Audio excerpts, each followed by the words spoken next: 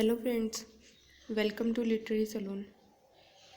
Friends, आज की video में हम इन्फ्रेंस के दूसरे पार्ट को लेकर आए हैं जो कि फैलेसीज है। इन्फ्रेंस इससे पहले हम पढ़ चुके हैं फर्स्ट वीडियो में, ये उसी का सेकंड पार्ट है।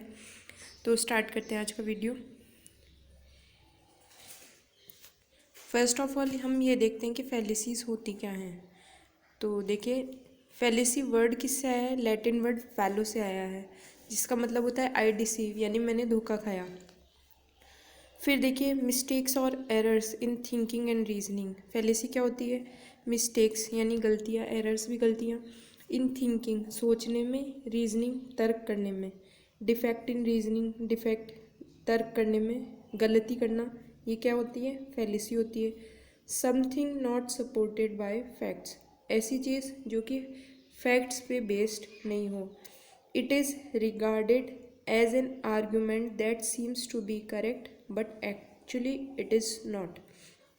कि हम कोई इन्फ्रेंस जब करते हैं, इन्फ्रेंस हमने पहले पढ़ा है कि कोई हम दो सेंटेंस या एक पैराग्राफ देखकर या कोई चीज़ देखकर या एक्सपीरियंस करके हम किसी निष्कर्ष पे पहुंचते हैं, तो वो क्या होता है? इन्फ्रेंस होता है। अब जो इन्फ्रेंस होता है वो क्या होता है कि हमने कोई आर्ग्यूमेंट किया और सीम्स टू बी करेक्ट, जो कि क्या है? करेक्ट है। हमें लगता है कि वो करेक्ट है, बट एक्चुअली में क्या होता है? वो होता नहीं है। क्योंकि हमने लास्ट वीडियो में पढ़ा है कि हम गलत इन्फ्रेंस भी कर सकते हैं। Deception comes when one thinks that argument looks valid और ट्रू। डिसेप्शन यानी धोखा। हमें धोखा कब होता है? जब हम सोचते हैं कि आर्ग्यूमेंट ठीक है, कि जो हमने आर्ग्यूमेंट करके जो निष्कर्ष निकाला है वो सही है और बिल्कुल वैलिड है, लेकिन ऐसा एक्चुअल में होता नहीं है। तो आज की वीडियो में हम कौन कौन सी फैलेसीज़ के बारे में बात करेंगे। तो देखिए, हम बात करेंगे फॉल्स एनालॉजी के बारे में, इक्विवोकेशन के बारे में, कंपोजिशन एंड डिवीजन के बारे में, और फैलेसी ऑफ हैस्टी जनरलाइजेशन के बारे में। जो लास्ट एग्ज़ाम से रीड की, उनमें ये सारी फैलेसीज़ पूछी हुई हैं और हम उन्हीं को बेस बनाकर आगे इनके बारे में पढ़ेंगे। तो देखिए, फर्स्ट ऑफ ऑल हम फैलेसी ऑफ इक्विवोकेशन के बारे में बात करेंगे। तो इक्विवोकेशन का मतलब क्या है? गोलमोल बातें करना। देखिए, a fallacy consist of using a word that has different meaning in the same argument. कि हम कोई एक आर्ग्यूमेंट कर रहे हैं, यानी तर्क वितर्क कर रहे हैं, सोच विचार कर रहे हैं, और उसमें कोई एक वर्ड है और उसके एक ही आर्ग्यूमेंट में क्या है? डिफरेंट मीनिंग है, अलग अलग मीनिंग्स है। एक ही आर्ग्यूमेंट में एक ही वर्ड के दो अलग अलग मीनिंग होना, इस चीज़ को बहुत ध्यान से सुनिएगा। दो अलग मीनिंग निकलेंगे, वर्ड सेम ही रहेगा। Using an ambiguous term in more than one sense, thus making an argument misleading. कि एक ही वर्ड को या एक ही टर्म को दो तरीके से, एक सेंस से ज़्यादा, मतलब दो तरीके से प्रेजेंट करना, दस मेकिंग एन आर्ग्यूमेंट मिसलीडिंग। कि आर्ग्यूमेंट को क्या है? मिसलीड करता है, मतलब हमें सही जगह पे नहीं पहुंचाता। यानी दो रास्ते हैं, मानिए आप दो रास्तों पे आप चल के क्या करेंगे? अलग अलग जगह पे जाएंगे, लेकिन आपको क्या लग रहा है कि हाँ, इस रास्ते में एक हो सकता है, एक बड़ा हो एक छोटा हो, लेकिन हम पहुँचेंगे, हमारी डेस्टिनेशन सेम ही होगी, लेकिन ये गलत है। तो आप देखिए, लास्ट में नोट डाल के लिखा हुआ, this kind of fallacy operates with the intention of tricking a person. कि ऐसी फैलेसीज को क्यों ऑपरेट किया जाता है या क्यों यूज़ किया जाता है? ट्रिकिंग ए पर्सन, कि एक पर्सन को ट्रिक करने के लिए, उसको बेवकूफ़ बनाने के लिए। To accept a term as though it is natural part of the argument. कि जैसे मानो जो हमने प्रेजेंट किया है या जो टर्म हमने यूज़ किए है वो आर्ग्यूमेंट का ही रियल पार्ट है, नेचुरल पार्ट है। इसको एग्जाम्पल के थ्रू समझते हैं। देखिए, फर्स्ट एग्जाम्पल में फर्स्ट सेंटेंस है, every pen is a writing instrument. कि हर एक पेन क्या होता है? एक राइटिंग इंस्ट्रूमेंट होता है, पेन जिससे आप लिखते हैं। अब देखना second sentence, the cage of a pig is a pen. कि एक जो पिग्स को जहाँ पे रखा जाता है, उनका जो केज होता है उसको भी क्या बोलते हैं? पेन बोलते हैं। मतलब पेन और पेन दोनों वर्ड क्या है? सेम है, लेकिन दोनों का मीनिंग क्या हो गया? डिफरेंट हो गया। तो पहले हमने पढ़ा था कि एक ही वर्ड होगा लेकिन उसका मीनिंग क्या होगा? डिफरेंट होगा। अर्गो इसलिए the cage of a pig is a writing instrument. कि हमने क्या निष्कर्ष निकाल लिया उससे? फर्स्ट और सेकंड सेंटेंस को पढ़ के हमने थर्ड जो इन्फ्रेंस किया वो क्या किया? कि जो पिग को रखने के लिए जो केज यूज़ करते हैं वो भी क्या है, एक राइटिंग इंस्ट्रूमेंट है। मतलब पेन मतलब राइटिंग इंस्ट्रूमेंट, पेन मतलब पिग ऑफ केज। तो दोनों को हमने मिक्स करके क्या कर दिया कि पिग का जो केज होता है वो भी एक क्या है, राइटिंग इंस्ट्रूमेंट है। यानी एक ही वर्ड के हमने दो मीनिंग निकाले, लेकिन दोनों के मीनिंग डिफरेंट थे, लेकिन हमने सेम टर्म को यूज़ कर लिया। सेकंड देखिए, सेकंड एग्जांपल ये रीट लेवल 2 में आया हुआ है 2017 में, जो लास्ट एग्जाम हुई थी। Noisy children are real headache, कि जो नॉइजी जो शोर करने वाले बच्चे होते हैं वो क्या होते हैं, हेडेक होते हैं। अब देखिए सेकंड है, 2 aspirins will make a headache go away, कि 2 एस्प्रिन लेंगे तो सर दर्द चला जाएगा। अब फिर लास्ट वाले में हमने इन्फ्रेंस क्या किया कि therefore 2 aspirins will make the children go away, इसलिए अगर हम 2 एस्प्रिन्स लेंगे तो बच्चों को भी हम क्या कर सकते हैं, भगा सकते हैं। मतलब जो हेडेक है हमारा वो भी चला जाएगा। तो मतलब दोनों चीज़ें सेम सिमिलर कर दी कि एक रियल हेडेक है, और यहाँ पे फर्स्ट वाले में हेडेक का मतलब क्या है, हेडेक का मतलब सरदर्दी वैसे नहीं है एक्चुअल में, मतलब कि सर दर्द कर रहा है या पेन हो रहा है, एक्चुअल में वो चीज़ नहीं है यहाँ पे, यानी कॉज ऑफ प्रॉब्लम। तो यहाँ पे आई होप आपको ये वाली फर्स्ट चीज़ समझ में आ गई होगी कि आपको 2 सेंटेंस में एक ही वर्ड मिलेगा, लेकिन उसके एक ही वर्ड के 2 मीनिंग मिलेंगे। ठीक है, नेक्स्ट में चलते हैं। फाइन फॉर पार्किंग है, कि यहाँ पे अब देखिए यहाँ पे पार्क करेंगे तो क्या होगा, फाइन लगेगा। फाइन का मतलब यानी कोई चार्ज आपको देना पड़ेगा पर्टिकुलर अमाउंट देना पड़ेगा। सिंस आई वॉज फाइन, क्योंकि मैं क्या था, फाइन था, यानी मैं अच्छा था। अब यहाँ पे वर्ड वही है लेकिन मीनिंग क्या है, 2 डिफरेंट मीनिंग निकल रहे हैं, इसलिए मैंने क्या कर दिया, यहाँ पे पार्क कर दिया। तो हमने इक्विवोकेशन का मतलब जो पढ़ा था कि गोल मटोल बातें, कि समझ में ही नहीं आता कि इस फाइन में और उस फाइन में कनेक्शन क्या है। तो एम्बिग्यूटी है, यानी समानता, मतलब स्पष्ट कुछ नहीं कहा जा रहा है यहाँ पे। अब इसी का एक और एग्जाम्पल है, it is true that Aamir Khan is a star, कि एक आमिर खान एक स्टार है, ये बिल्कुल सही है। अब a giant ball of gas is a star, कि एक बड़ा सा गैस का गोला जो होता है वो भी क्या होता है, एक स्टार होता है।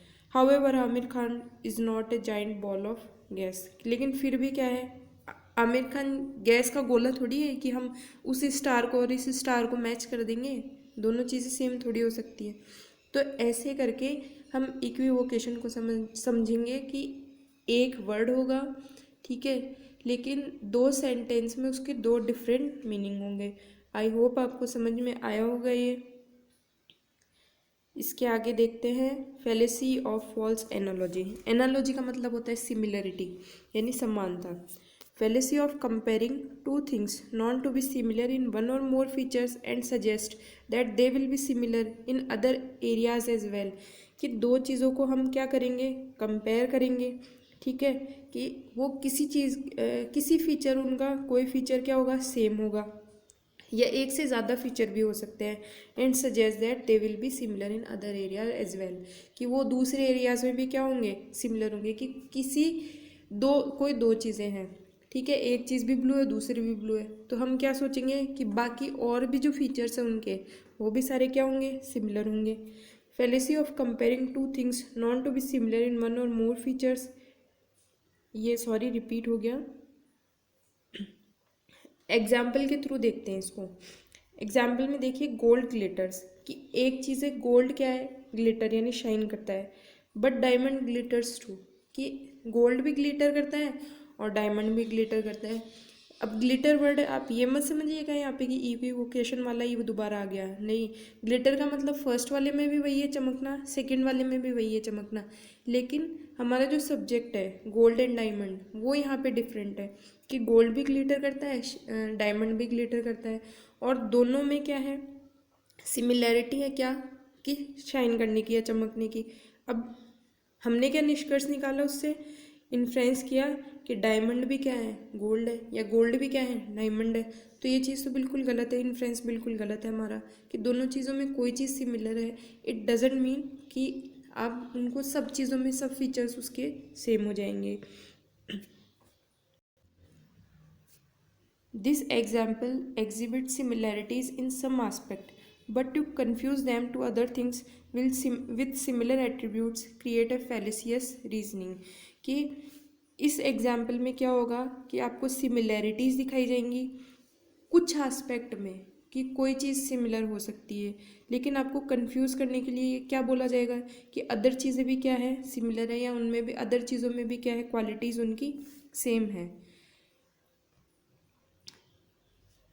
अब देखिए जो लास्ट एग्जाम में क्या आया हुआ है, people who buy stocks are no different from people who bet on horse racing. कि एक लोग होते हैं जो क्या करते हैं, स्टॉक्स खरीदते हैं, और दूसरे लोग होते हैं वो क्या करते हैं, हॉर्स पे बैट करते हैं। They both risk their money with little chance of making big profits. कि दोनों में क्या है, रिस्क होती है कि उनकी मनी लॉस्ट हो जाएगी, chance of making little chance of making big profit, कि उन दोनों में बहुत कम चांस होते हैं कि बड़ा प्रॉफिट मिल जाएगा, कि ज़रूरी नहीं है कि वो जीतें ही। तो दोनों में कंपैरिजन कर रहे हैं कि हो सकता है कि दोनों में ही बैट करना है, लेकिन और चीज़ें तो अलग है। स्टॉक मार्केट में पैसे लगाना अलग चीज़ है, हॉर्स रेसिंग में पैसे लगाना अलग चीज़ है। उसमें ज़रूरी नहीं है कि टाइम उनका सेम हो, लिमिट उनकी सेम हो, या उनके जो आर्ग्यूमेंट्स होते हैं या जो रूल्स होते हैं वो सेम हो। तो ये चीज़ें कंपलसरी नहीं है। तो ये रीड लेवल 1 में आया हुआ है लास्ट एग्ज़ाम में। एक और एग्जाम्पल देखते हैं कि बनाना इज़ येलो। कि बनाना का कलर क्या है, येलो है। सन इज़ येलो, सन का भी कलर क्या है, येलो है। सो दे आर सेम साइज। अब एक चीज़ सिमिलर है कि उनका कलर येलो है, तो दुनिया की जितनी भी चीज़ें हैं अब वो क्या हो जाएंगी, सब सेम साइज़ की हो जाएंगी। तो ये ट्रू थोड़ी हो सकता है। तो ये क्या है, फैलेसी है। नेक्स्ट पे चलते हैं, हैस्टी जनरलाइजेशन। हैस्टी जनरलाइजेशन यानी सामान्यकरण करना। कि फटाफट हमने कोई चीज़ देखी और उसको सब पे अप्लाई कर दिया। देखना, a fallacy which makes fall generalization based on insufficient evidence. कि हमने सफिशिएंट चीज़ें भी, एविडेंस भी नहीं देखे, इनसफिशिएंट एविडेंस के बेस पे हमने क्या कर दिया, उस चीज़ को जनरलाइज कर दिया, यानी सामान्यकरण कर दिया उसका। It bases an inference on too small a sample or unrepresentative sample। कि ये किस पे बेस्ड होता है, इन्फ्रेंस पे बेस्ड होता है, on too small a sample. कि एक सैम्पल जो बहुत छोटा है, ठीक है, कि हम एक पर्सन के पूरे होल के बारे में जानने के लिए सिर्फ उसका एक पार्ट देखें या उसकी पर्सन की लाइफ का 1 मिनट देखें, तो ये चीज़ बिल्कुल गलत है। Often a single example or instance is used of the basics for broader generalization। कि एक एग्जाम्पल को क्या करेंगे, उसके ब्रॉड एरिया में, पूरे एरिया में थोप देंगे। कि एक किसी ने एक चीज़ गलत करी और उसको सब पे लागू कर देंगे। किसी एक पर्सन ने मारा तो इसका मतलब सब ने मारा। किसी एक पर्सन ने अच्छा आपसे व्यवहार किया तो आपने समझा कि ये सारे ही सारे अच्छे होते हैं। तो एग्जाम्पल देखते हैं इसका। My father smoked 4 packets of cigarette a day since age of 15 and lived until age 69। यहाँ पे एज नहीं आएगा, मतलब 15 ही आएगा। My father smoked 4 packets of cigarette a day. कि मेरे फादर क्या करते थे, सिगरेट के 4 पैकेट पीते थे। कब, 15 साल तक उन्होंने रोज़ पिया, और फिर भी वो 69 ईयर्स तक जिंदा रहे। ठीक है, अब सेकेंड आर्ग्यूमेंट देखिए इसका। Therefore smoking is really can't be that bad for you. कि स्मोकिंग ऐसा इसलिए क्या नहीं हो सकती आपके लिए, इतनी बुरी नहीं हो सकती।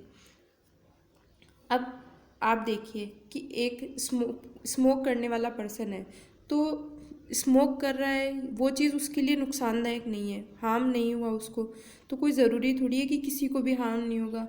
कोई 4 पैकेट सिगरेट के पिएगा और फिर भी वो इतने टाइम तक ज़िंदा रहेगा, क्या उसको कोई भी नुकसान नहीं होगा। तो ये चीज़ क्या करी हमने, एक पर्सन का एग्जाम्पल देखा और सब पे उसको क्या कर दिया, जनरलाइज कर दिया। अब देखिए सेकेंड इसका और एग्जाम्पल देखिए जो रीड लेवल 1 में 2015 में आया हुआ है।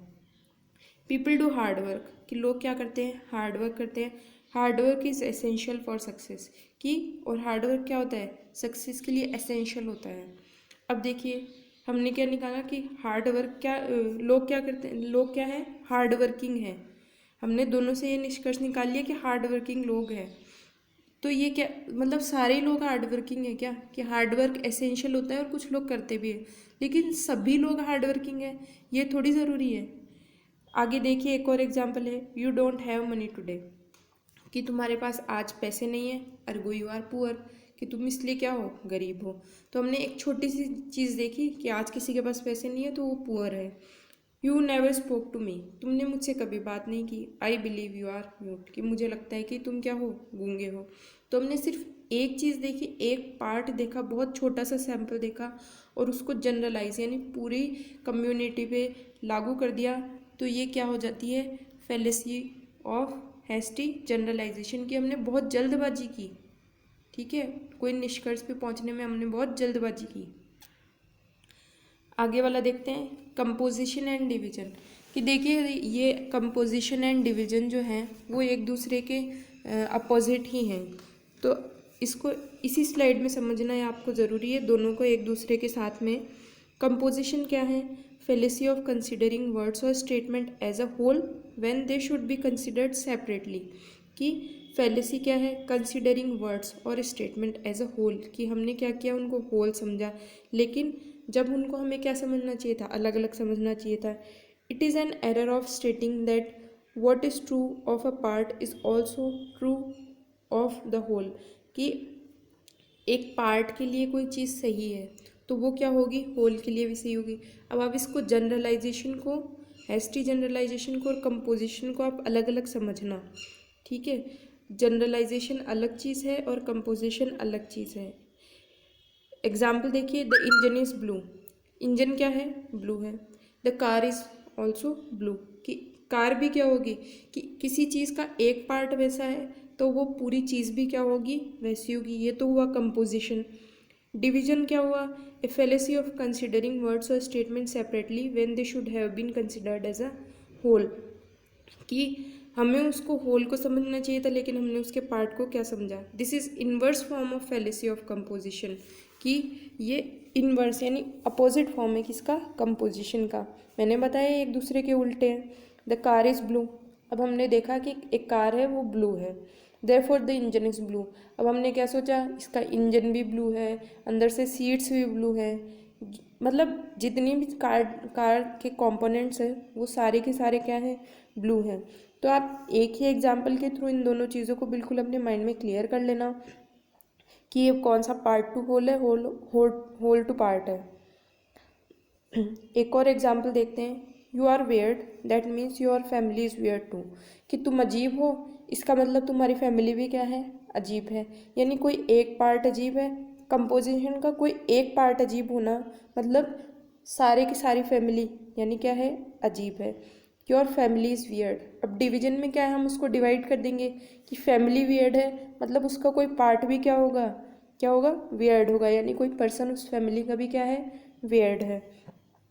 तो ये हमारी बात हुई फेलेसीज़ की कंप्लीट यहाँ पे। और आई होप आपको ये वीडियो समझ में आया होगा और पसंद आएगा। और अगर कोई शिकायत या कोई सजेशंस करने हो या कोई चीज़ पूछनी हो तो आप कमेंट सेक्शन में बिल्कुल पूछ सकते हैं। और आगे कोई वीडियो अगर आपको स्पेशली बनवानी हो तो आप कमेंट सेक्शन में बता देना। तो मिलते हैं नेक्स्ट वीडियो में। Thank you so much.